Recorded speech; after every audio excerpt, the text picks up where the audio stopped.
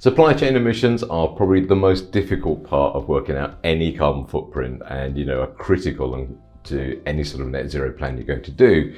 If you follow some simple rules, you can actually sort of break the problem down, make it a bit easier, and actually get the result you're looking for. I've split the video into two. So this is the first video. This is an introduction to supply chain where I talk about the general strategy that we use. Next video, we'll look about how you actually engage with suppliers and actually kind of get down and dirty with some of the numbers. Okay, let's go. Supply chain carbon emissions are the carbon emissions to do with the things you purchase. So whatever you buy, be it a pencil, be it a car, be it sort of a brand new plane for yourself, someone's got to build that thing, someone's got to design it, someone's got to ship it to you and stuff like that. Those emissions are supply chain emissions, okay? If you are a reseller or a manufacturer, they can be huge. They can dwarf all of your other emissions. And for that reason, they're important. In my experience anyway, if you're an office-based solution, office-based business, then you should take supply chain into consideration, but it's not normally as significant as other things in your business, okay? When you start processing supply chain emissions, there's lots of emails flying around, there's lots of recording, there's lots of entering data into portals. This is where, if you're doing this on a spreadsheet, this is where you start, well, that's a bit of a problem. And, the software out there can start making this much easier for you. And whereas before, if you're working out the carbon emissions from, for example, petrol or diesel, it's quite straightforward to do that on a calculator. But when you start talking about supply chain, now's the start. Now's the time that software starts coming into its own, and it's very useful for you, okay? There are three main ways that I'm going to discuss that you can get carbon emissions sorted from your suppliers, or carbon emissions kind of calculated from your supply chain. They're listed down in my book, Net Zero for Business. And it's a not-for-profit book. I don't make any money if you buy it, but it's my way of just sort of setting this out in sort of detail and taking you through it stage by stage. So if you're interested in this sort of stuff, Net Zero for Business, certainly available on Amazon. And if you gave it a good review, I'd love you forever for that. Now, 3 ways to get carbon into your system from your suppliers, okay? The first is the easiest for you, hardest for the supplier, which is called life cycle analysis, okay? Then we talk about material, by the way, and then supply-based analysis. There are the 3, so LCA, material, and supply-based. But LCA, life cycle analysis, means that you ask your suppliers what the carbon footprint is of the thing you're buying.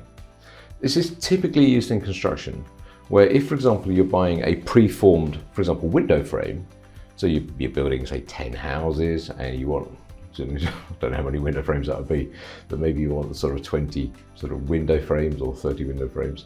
You can ask your supplier to say, look, we'll buy them for you, but you've got to tell us what the carbon emissions of each window frame is. And they will then go through a process where they look at, from start to end, from cradle to grave, as we like to say in the business, what carbon is emitted as they go through each stage, all to do with deliveries, what the actual carbon content of the product itself is, all the manufacturing processes, and indeed disposal is in there as well. So that LCA process, a life cycle analysis, is something that your suppliers do.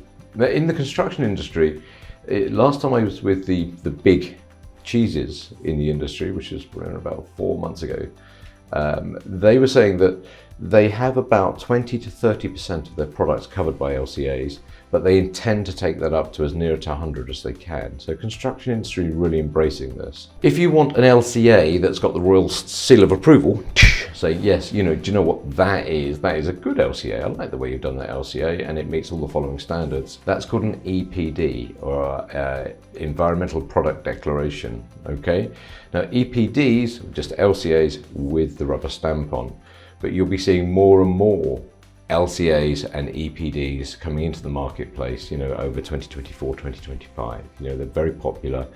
And part of the reason is it makes your job easy, because you just ask your suppliers what what the sort of carbon footprint is. Next down from that, if you can't get LCAs and EPDs, and as I say, a lot of industries, it's not a thing really, then what you can start talking about is the carbon content of materials you purchase. And this is largely for raw materials for manufacturers.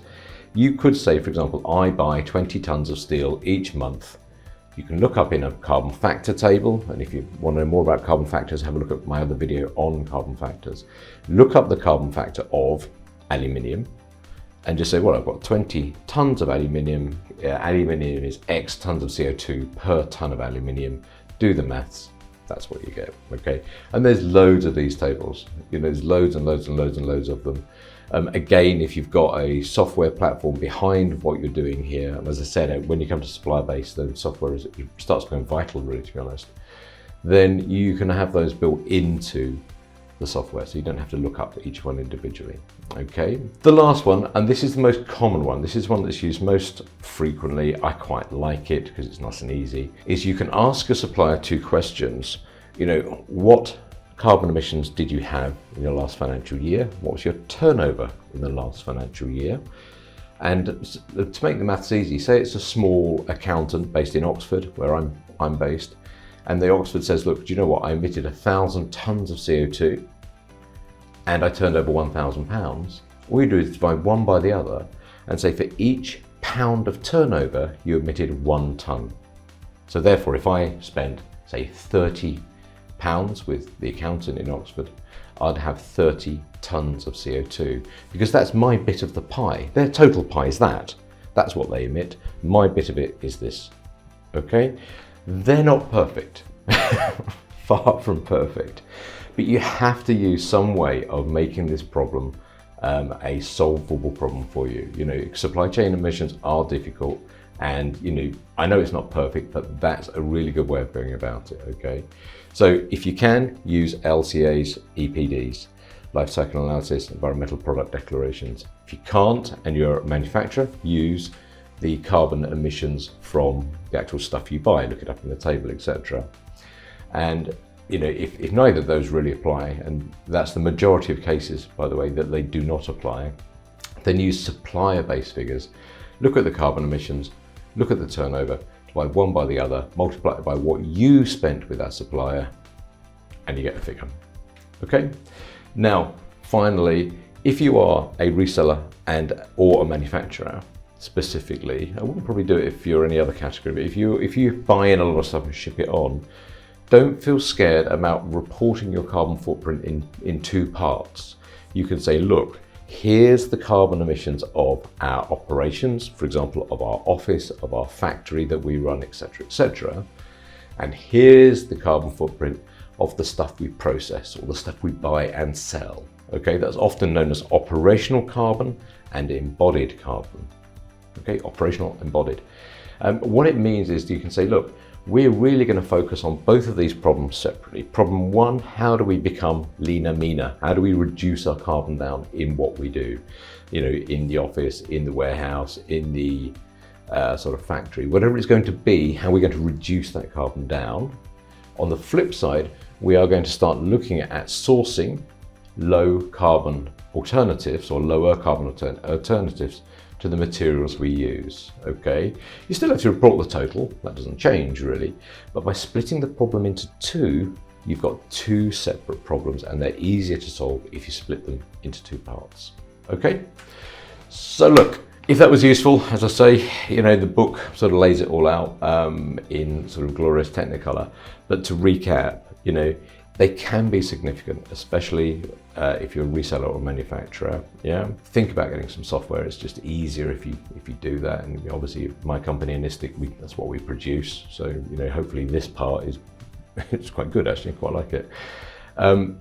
Have a look at doing 3 things: life cycle analysis or EPDs. So you can actually say, well, I buy X number of those, and therefore the carbon is this.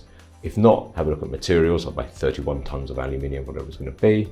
And if not, look at a supplier-based carbon intensity where you say, what's the carbon emissions per pound spent? All right. I hope that was useful. That's part 1. Part 2, we start looking about how we engage with suppliers, how we can actually get suppliers to sort of come on board with us, so that it's not just us doing our bit for the planet, but we can sort of bring people along with us. Okay, hope that was useful, and I'll see you next time.